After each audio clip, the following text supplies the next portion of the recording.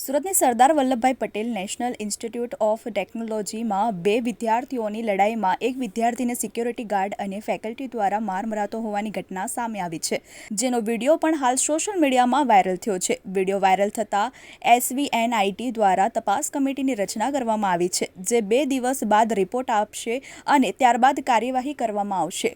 વીર નર્મદ દક્ષિણ ગુજરાત યુનિવર્સિટીમાં ગણેશોત્સવ અને ડ્રગ્સના સેવનને લઈ વિવાદ સર્જાયો છે, ત્યારે બીજી બાજુ સુરત શહેરમાં વધુ એક શૈક્ષણિક સંસ્થામાં બે વિદ્યાર્થીઓની લડાઈમાં સિક્યોરિટી ગાર્ડ અને ફેકલ્ટી દ્વારા એક વિદ્યાર્થીને માર મરાતો હોવાની ઘટના પણ સામે આવી છે.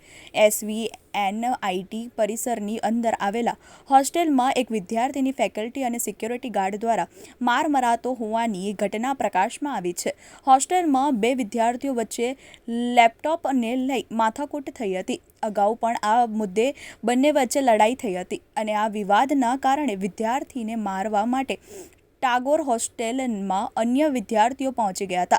વિદ્યાર્થીઓએ ફેકલ્ટીને અશબ્દ બોલ્યા હતા. ત્યારબાદ ફેકલ્ટીએ સિક્યોરિટી ગાર્ડને બોલાવી લીધા હતા, પરંતુ મામલો બિચકાતા સિક્યોરિટી ગાર્ડ અને વિદ્યાર્થીઓ વચ્ચે પણ મારામારી થઈ હતી. વિદ્યાર્થીઓએ સિક્યોરિટી ગાર્ડને લાફો પણ ઝીકી દીધા હતા અને લાતો પણ મારી હતી. ત્યારબાદ સિક્યોરિટી ગાર્ડ અને ફેકલ્ટી એક વિદ્યાર્થીને મારી રહ્યા છે તે વિડીયો પણ સામે આવ્યો છે.